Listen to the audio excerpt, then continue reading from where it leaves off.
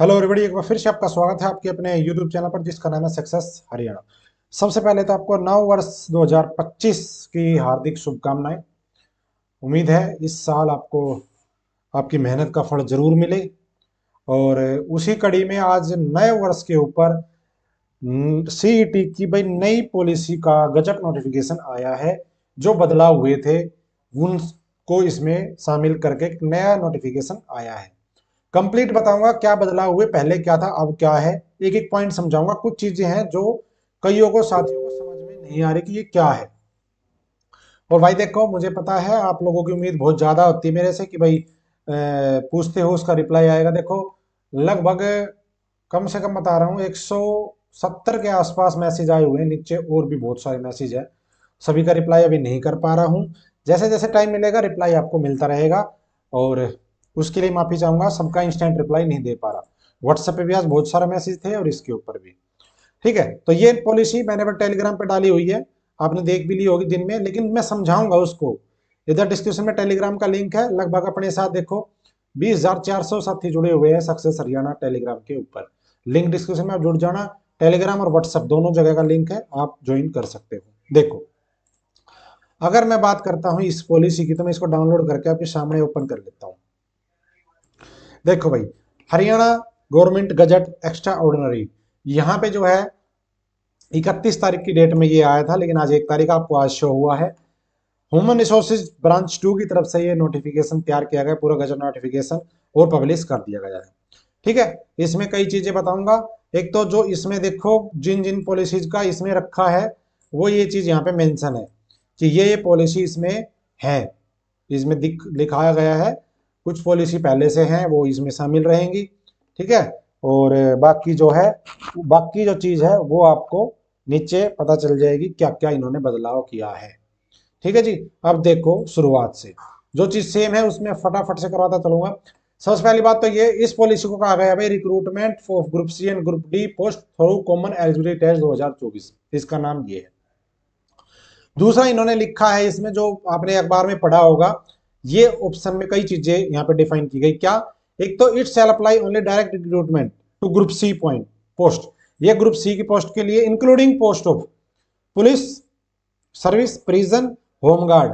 और एक्सक्लूडिंग किसको किया गया है? टीचिंग पोस्ट को, एक्स अग्निवीर को, और group D post for which minimum qualification is below matric, जिनकी 10वीं से कम की क्वालिफिकेशन है, उन पोस्ट को इसमें शामिल नहीं किया गया है। अग्निवीर को इसमें शामिल नहीं किया गया। अग्निवीर इस पोस्ट से, मतलब अग्निवीर को यह टेस्ट देने की जरूरत नहीं है।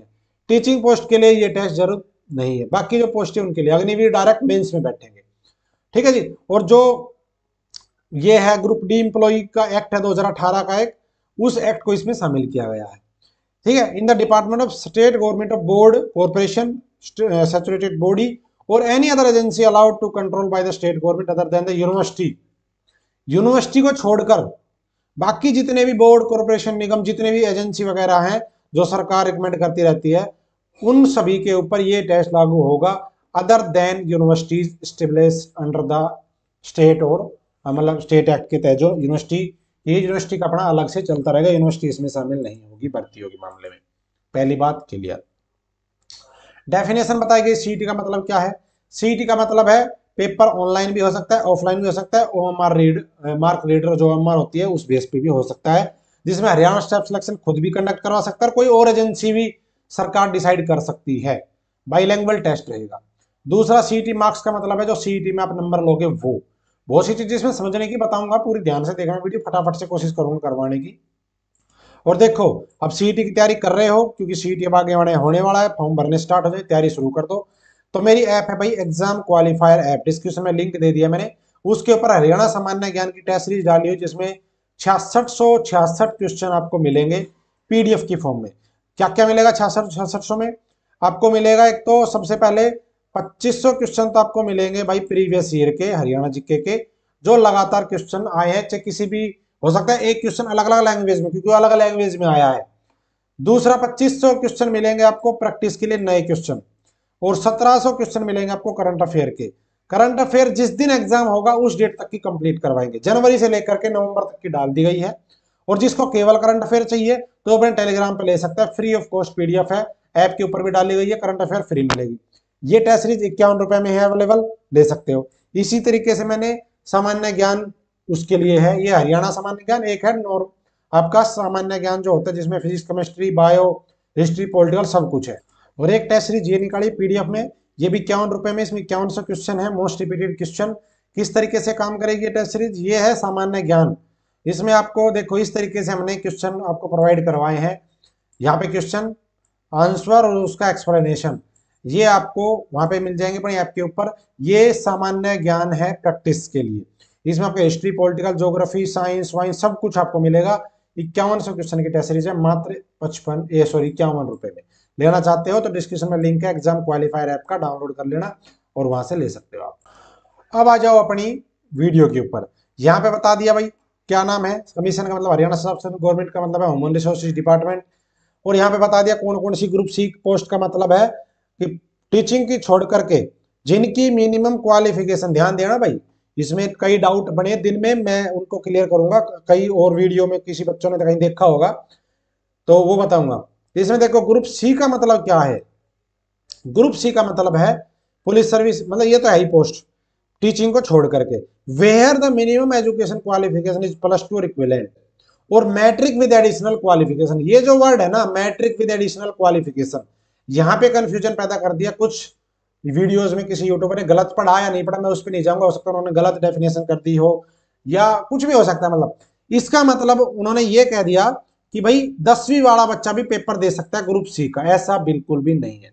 यहां पे आपको साफ दिखाई दे रहा है +2 हो या उसके इक्विवेलेंट हो, या फिर 10वीं विद एडिशनल क्वालिफिकेशन। मतलब क्या हुआ, जैसे एएलएम है, एएलएम में क्या होता है, एएलएम में होता है जी 10वीं प्लस में आईटीआई, आईटीआई। अब इसका मतलब क्या, इसका मतलब ये नहीं हुआ कि 10वीं वाला पेपर दे रहा है, उसका मतलब है 10वीं प्लस एडिशनल क्वालिफिकेशन। तो केवल 10वीं वाला बच्चा ग्रुप सी की किसी भी पोस्ट के लिए एलिजिबल नहीं है, ना ही वो पेपर के लिए एलिजिबल है। ठीक है, 10वीं जिसने पास की है केवल, उससे ऊपर क्वालिफिकेशन नहीं है, कोई आईटीआई नहीं, कोई डिप्लोमा नहीं, तो वो करेगा भाई ग्रुप डी की पोस्ट के लिए अप्लाई, यहाँ पे ये रहा। ठीक है, ये फर्क ध्यान कर लेना। तो ग्रुप सी का मतलब, ग्रुप डी का मतलब मैंने आपको बता दिया है, क्लियर। और इसमें मार्क्स वगैरह परिवार पहचान पत्र का बताया गया है भाई, परिवार पहचान पत्र से टीचिंग पोस्ट का मतलब बताया गया है कि वो टीचिंग पोस्ट जिनके लिए हरियाणा का teacher eligibility test 1 of the essential qualification है, केवल वो पोस्ट जहां पे एस्टेट मांगते हैं, वो पोस्ट सीईटी के तहत नहीं आएगी, वो अलग से आएगी। उसके लिए मतलब उसके लिए सीईटी एलिजिबिलिटी नहीं है, उसके लिए एस्टेट होना चाहिए। क्वालिफिकेशन बताया गया है, उसमें भी सेम वही है, +2 हो या उसके इक्विवेलेंट हो, या फिर 10वीं के साथ कोई एडिशनल क्वालिफिकेशन हो, वो ग्रुप सी की पोस्ट के लिए है। और हिंदी या संस्कृत में से 10वीं में एक वो आपके पास होनी चाहिए सब्जेक्ट। ग्रुप डी के लिए बता दिया है, हायर स्टैंडर्ड है जो as per provision of group D employ, ये एक्ट है, इसमें मैं बताता हूँ, ये एक्ट मैंने पूरा पढ़ा है। इस एक्ट के अकॉर्डिंग 10वीं पास आपका होना चाहिए। ठीक है, हिंदी संस्कृत होनी चाहिए, 10वीं पास होना चाहिए, वो ग्रुप डी की पोस्ट के लिए एलिजिबल है। और जो जो कर सकते हो ये कॉमन है, इंडिया, नेपाल, भूटान, ये अपने काम की इतनी कुछ खास है नहीं। यहाँ पे सिलेबस बताया गया वही सिलेबस है, कोई बदलाव नहीं है, सेम टू सेम। यहाँ पे देखो सिलेबस वही है, 75% में आएगा आपका जीके वीके, English, Hindi, math, reasoning, computer. लेकिन यहाँ पे देखो, यहाँ पे क्या लिखा है, हिंदी तक आ गया। देख ये लो लाइन है ना, ये तो होगी कॉमन, जो ग्रुप डी और ग्रुप सी दोनों के लिए कॉमन है, यानी कि reasoning, general awareness, quantity aptitude, Hindi और इंग्लिश।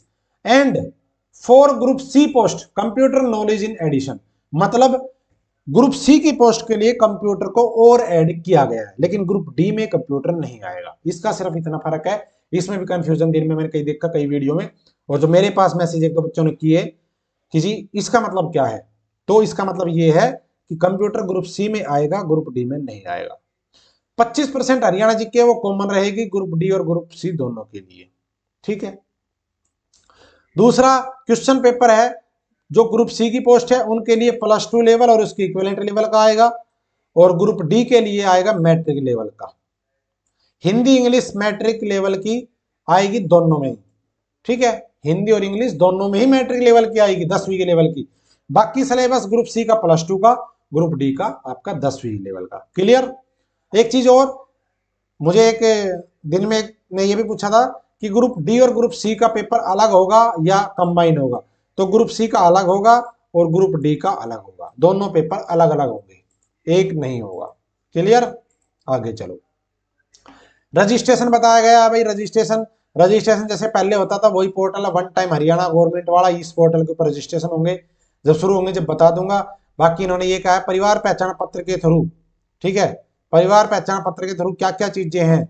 एक तो यहाँ पे लिखा है Parivar Pehchan number enable the regulatory agency to verify, यानी कि जो फैमिली आईडी से हमें इनेबल करने से क्या क्या मिलेगा। एक तो एप्लीकेंट्स जो क्लेम कर रहा है उसका रेजिडेंस हरियाणा का है नहीं है वो चीज, उसकी एजुकेशन क्वालिफिकेशन, अदर क्वालिफिकेशन है वो है, कास्ट है उसकी, एक्सपीरियंस सर्टिफिकेट है, फैमिली इनकम या एसेट है उनकी कोई जरूरत है नहीं हमें, स्टेटस ऑफ पेरेंट्स है, ठीक है, डेथ सर्टिफिकेट भी इसमें इन्वॉल्व होगा, डेथ वाला केस है तो, मैरिटल स्टेटस है फीमेल का। मतलब ये सारी चीजें ये कह रहे हैं कि हम फैमिली आईडी से उठाने के लिए इनेबल कर, मतलब उस पर इनेबल है, हम एलिजिबल हैं, ठीक है। चाहे आपका एक्स सर्विसमैन का हो सर्टिफिकेट, डिपेंडेंट एक्स सर्विसमैन हो, चाहे डिपेंडेंट फ्रीडम फाइटर का हो, चाहे एफआईआर वगैरह चीज हो, ये सारी चीजें कह रहे फैमिली आईडी से हम ले सकते हैं, उसमें चीज है। द एप्लीकेंट में register using his Parivar Pehchan number और आधार नंबर और otherwise on the basis of any documentation as prescribed government time. Application जो है, फॉर्म जो है वो फैमिली आईडी से भर सकते हो, उससे इच्छा नहीं है भरने की तो आधार कार्ड से भर लो, आधार कार्ड भी नहीं देना तो फिर किसी भी और डॉक्यूमेंट से भर लो, जैसे पहले बताया था। तीनों चीजों में से कंपलसरी नहीं है कि आपको फैमिली आईडी देनी ही देनी पड़ेगी। फैमिली आईडी से भरोगे तो कुछ बेनिफिट है आगे जो आपको बताऊंगा फीस स्ट्रक्चर में और आधार नंबर का। देखो अगर आप फीस स्ट्रक्चर क्या होगा तो यहाँ पे देखो, सबसे पहली बात तो ये जो फीस है वो की गई है 1000 रुपए फिक्स। 1000 रुपए का मतलब है स्टैंडर्ड फीस है जनरल के लिए, लेकिन छूट मिलेगी वो कैसे मिलेगी वो सुनो। अगर 1000 रुपए स्टैंडर्ड फीस है तो यहाँ पे बताया गया male applicant of general category, अगर वो बंदा जो मेल कैंडिडेट है जनरल कैटेगरी का, अगर वो हरियाणा का रहने वाला है तो उसमें दो चीजें हैं क्या, अगर वो फैमिली आईडी आधार नंबर से फॉर्म भरता है तो 50% डिस्काउंट हो जाएगा, मतलब 500 रुपए लगेंगे। अगर वो आपका who do not provide PP number Aadhaar number तो फिर उसका स्टैंडर्ड रेट मतलब फिर वो 1000 रुपए लगेगा उसका। अगर बाहर का बंदा है, हरियाणा से बाहर का, आधार नंबर से फॉर्म भरता है तो 50% 500 रुपए की फीस, बिना आधार नंबर भरता तो 1000 रुपए की fees.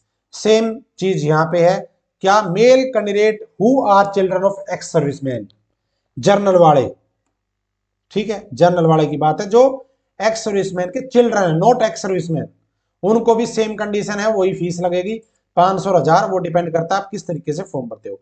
Female candidate general category की या रिजर्व कैटेगरी की, उनको अगर फॉर्म आधार उससे भरते हो तो 25%, बिना आधार के भरते हो तो 50%। सेम आगे है, अदर स्टेट की है फीमेल तो 50% तो आधार कार्ड के साथ है, बिना आधार कार्ड के 1000 रुपए।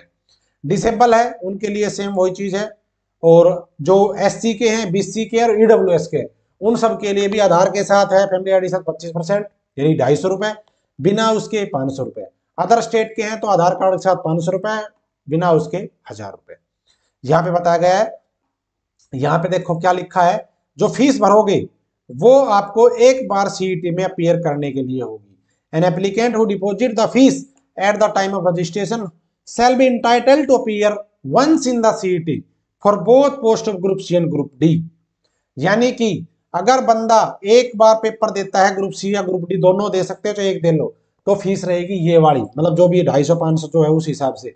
अगर आप दोबारा से अगला सीटी फिर देना चाहते हो, रीअपेयर होना चाहते हो इंप्रूव करने के लिए नंबर, तो फिर आपको shall have to deposit the fee again, दोबारा फीस देनी पड़ेगी। यानी कि ये फीस आपकी एक बार की है, एक सीटी दे सकते हो ग्रुप सी और ग्रुप डी दोनों, अलग अलग नहीं, मतलब ये नहीं 1000 रुपए ग्रुप सी का 1000 ग्रुप डी के, दोनों पेपर इसी फीस में दे सकते हो लेकिन एक बार। वो यहाँ बताया गया है कि भाई जो नंबर है ग्रुप सी के वो बता दिए भाई इतने डायरेक्ट आएंगे, ग्रुप सी का पेयर होगा फलाना दिए। और जो सबसे इंपॉर्टेंट बात है वो ये है आपकी जो इम्प्रूव करने वाली बात है जिसमें मैं बताना चाहूंगा, एक तो बात ये कॉमन है, वही चीज है, वही 50% जनरल कैटेगरी को लेने हैं और रिजर्व कैटेगरी को 40% लेने हैं, और जो हॉरिजेंटल रिजर्वेशन हो चाहे वर्टिकल, यानी कि चाहे ईएसएम हो चाहे आपका बीसीबी का हो नॉर्मल। जो हॉरिजेंटल रिजर्वेशन होता है फिजिकल हैंडीकैप प्लस एक होता है ईएसएम, ये हॉरिजेंटल रिजर्वेशन है, और बीसीबी एससी और ये ईडब्ल्यूएस ये है वर्टिकल रिजर्वेशन। तो जो रिजर्व कैटेगरी है इनको 40% नंबर लेने हैं, जनरल कैटेगरी को 50% नंबर लेने, ये पहले भी था अब भी वही चीज है। ठीक है। और यहाँ पे देखो क्या लिखा है, an applicant of any category who obtain less than the minimum marks in CET shall reappear इन सीटी नेक्स्ट। अगर आप नंबर ये मिनिमम नंबर नहीं लाते तो दोबारा अपना पेपर अगला दे सकते हो आप। अब आ जाओ, यहाँ पे एक चीज है कि जो कितने साल की वैलिडिटी बढ़ाई या नहीं बढ़ाई। तो नोवा पॉइंट क्या कहता है ये देख लो। नोवा पॉइंट कहता है कि valid for the period of 3 year from the date of declaration of result. जिस दिन रिजल्ट डिक्लेयर होगा उस डेट से अगले 3 साल के लिए, 3 ईयर्स, 3 साल के लिए आपका ये जो सीईटी का स्कोर है ये आपका एलिजिबल रहेगा। ठीक है जी, ये चीज है। अब आ जाओ आगे, कट ऑफ डेट है बता दिया ऊपर, जो क्लोज 5 था उसमें बता रखा है कट ऑफ डेट क्या रहेगी। इसमें बता नहीं, इसमें नहीं है, वो ऊपर होगा सब क्लोज 5 बाद बता देंगे।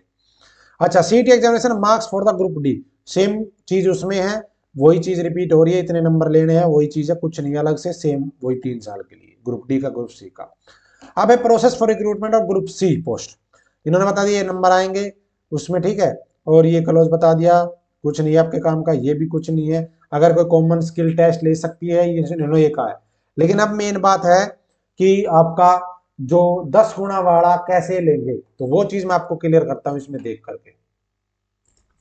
अब देखो इन्होंने फिर वही चीज इसमें डाल दी है, ये वाला पॉइंट देखो इसका क्या इन्होंने लिख दिया कि maximum number of candidate eligible to appear for the skill and written test, ठीक है, तो shall be 10 time the total number of post advertisement by the commission. वही चीज है कि जो टोटल पोस्ट एडवर्टाइजमेंट होगी उनका 10 गुना। अब ये चीज नहीं कि ग्रुप का होगा कैसे होगा या एडवर्टाइजमेंट ही अलग आएगी, तो वो चीज इसमें क्लियर नहीं हुई। तो पोस्ट का यही लाइन सेम पहले लिखी थी, उसमें कैसे किया था आपको पता है, पोस्ट का 4 गुना किया था, एक ही बच्चा बार बार रिपीट हुआ था, ठीक है। तो अब ये कैसे करेंगे आगे पता नहीं, बाकी सेम चीज है, वही बस 10 गुना कर दिया, पहले 4 गुना था, ठीक है। तो last date of exam shall be mention, last date sorry उसमें बताई जाएगी। अब अगला जो पॉइंट है क्लियर करने का वो है आपका कि अगर आपको इम्प्रूव करना है स्कोर तो फिर वो कैसे माना जाएगा, ठीक है। इम्प्रूव करने वाली बात पे आ जाते हैं अभी। यहाँ पे बताया गया ग्रुप डी के लिए प्रोसेस वही है सेम, जो सीईटी के नंबर आएंगे उसी बेस पे मेरिट लिस्ट बना दी जाएगी और उसमें कोई एक्स्ट्रा पेपर नहीं होगा, वो इसमें बताया गया है। Recommendation of the name of candidate bye the commission, commission है वो यहाँ पे बताया गया भाई, रिकमेंड जो करेंगे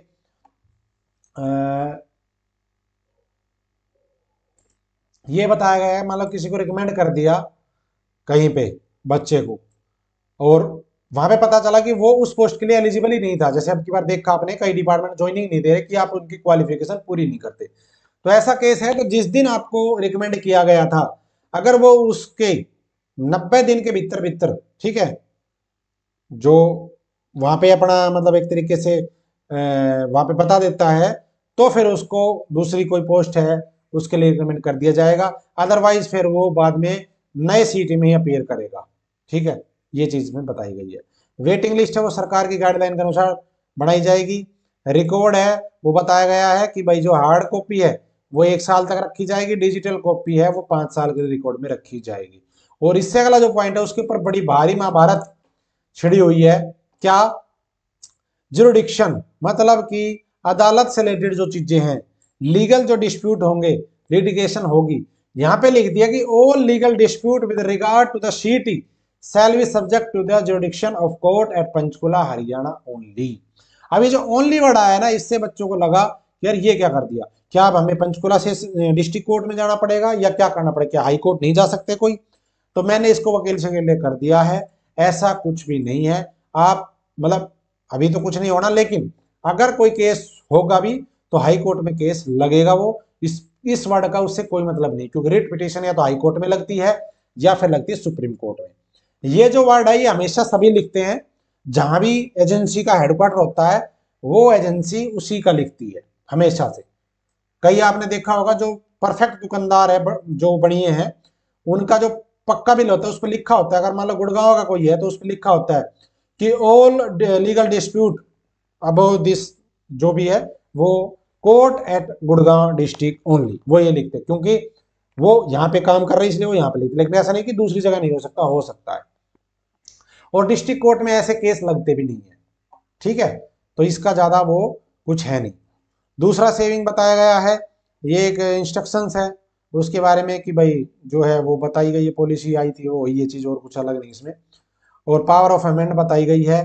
और यहाँ पे है सबसे इंपॉर्टेंट इंस्ट्रक्शंस, जिसमें आपको समझाने के लिए मैं सब बार बार कह रहा हूं कि आप इंप्रूव करोगे वो कैसे होगा। यहाँ पे देखो दो एग्जाम्पल दिए इन्होंने, इससे समझना है आपको क्या है कि अगर कोई मिस्टर ए, कोई बंदा है मिस्टर ए उसका नाम है, वो सीईटी 2022 में अपीयर हुआ, ठीक है। 2022 में उसने 70% नंबर लिए और वो फिर 2023 वाले सीईटी में भी अपीयर हो गया अपने रिजल्ट को इंप्रूव करने के लिए, ठीक। और क्यों? क्योंकि उसका कहीं पे सिलेक्शन नहीं हुआ था जब तक 2023 का सीईटी हुआ, जब तक कोई सिलेक्शन नहीं हुआ था उसका, इसलिए उसने इंप्रूव करने के लिए 2023 का सीईटी दे दिया। फिर उसको 2023 वाले में 85% नंबर आ गई 2023 वाले सीईटी में। तो फिर क्या होगा? तो the validity of higher marks 85% of mister A will commence from the date of declaration of result 2023 up to next year, next 3 year और up to the date of further improve in the CET. मतलब अगर ऐसा case होता कि पहले उसके number कम थे, अगले सीईटी में ज्यादा ले लिए, तो जिस दिन उसने ज्यादा लिए, जब तक 2023 का सीईटी नहीं हुआ था जब तक तो उसके 70% नंबर ही माने जाएंगे। लेकिन जैसे ही 23 का हुआ, उसका एग्जाम्पल दिया है, तो उसके जो ज्यादा नंबर हैं रिजल्ट डिक्लेयर होते ही अगले 3 साल के लिए उसका 85% का स्कोर 3 साल के लिए वैलिड रहेगा। अगर वो बीच में दूसरा फिर सीईटी देता है इंप्रूव करने का और फिर उसके नंबर कम आ जाते हैं, मान लो 85 तो आ गए 23 में, फिर उसने 24 में देने की कोशिश की, मैं 90 ले लूं और उसके आ जाए 70 या 75, तो फिर क्या होगा? वो अगला एग्जाम्पल है ये। इसमें देखो क्या लिखा है, मिस्टर बी, इसमें बता दिया ज्यादा नंबर है तो अगले 3 साल के लिए वैलिड हो जाएगा जिस दिन नया रिजल्ट आएगा उस डेट से। लेकिन ऐसा भी हो सकता है कम आ जाए फिर, तो मिस्टर बी जो अपीयर हुआ 2022 में, अगर उसके उस टाइम पे 84% नंबर आए, फिर उसने इंप्रूव करने के लिए 2023 का सीटी फिर दे दिया, और उसका इंप्रूव करने के लिए इसलिए दिया क्योंकि उसका सिलेक्शन हुआ नहीं था। तो जब वो 23 का रिजल्ट आएगा उसमें अगर उसके 75% नंबर आते हैं, तो 84% ज्यादा थे या 75? 84% ज्यादा थे। तो फिर क्या होगा? The validity of higher marks 84% मिस्टर will be remain intact commence from the period of 3 years from the date of declaration of result CET. मतलब अगर उसके नंबर 75% आए अगले सीईटी में तो उसके 75% नंबर नहीं माने जाएंगे, लेकिन जो 84% नंबर है पहले तो वो 3 साल तक वैलिड रहेंगे, यानी कि 22 से लेकर के 25 तक तो रहेंगे वैलिड वो, फिर वो हो जाएंगे एक्सपायर। अगर इस बीच वो नौकरी नहीं लगता है तो 25 के बाद फिर अगली 1 साल के लिए फिर ये 75 नंबर माने जाएंगे। क्यों? क्योंकि उसने सीटी 23 वाला दिया था। अब 23 वाला सीटी दिया था तो 24 और 25 की जो साल है उस तक तो यही वाला सीटी स्कोर अच्छा है तो वो माना जाएगा। जब इसकी वैलिडिटी खत्म हो जाएगी और उस बीच में उसने कोई और सीटी नहीं दिया इंप्रूव करने का, तो फिर इसका जो 23 वाले सीट का 75% नंबर था, ये उसका अगले 1 साल के लिए रिमेनिंग जो टाइम है उस 1 साल के लिए उसका ये माना जाएगा। समझ गए? ये चीज यहाँ पे बताई गई है। तो ये कंप्लीट पॉलिसी थी। तो मेरे हिसाब से मैंने बहुत अच्छे से एक्सप्लेन कर दिया है, तो आप देख लेना। बाकी लाइक शेयर एंड सब्सक्राइब आप कर ही दोगे। और मेरे टेलीग्राम का लिंक दे दिया है, अपनी ऐप एग्जाम क्वालिफायर उसका ऐप दे दिया, उसके ऊपर आप टेस्ट सीरीज ले सकते हो, टेलीग्राम व्हाट्सएप पे जुड़ सकते हो, डिस्क्रिप्शन में लिंक है। चैनल को सब्सक्राइब कर ले। अगेन आप सभी को नव वर्ष की बहुत बहुत शुभकामनाएं। उम्मीद करता हूं आपके जो लक्ष्य है वो इस साल में पूरा हो। Thank you.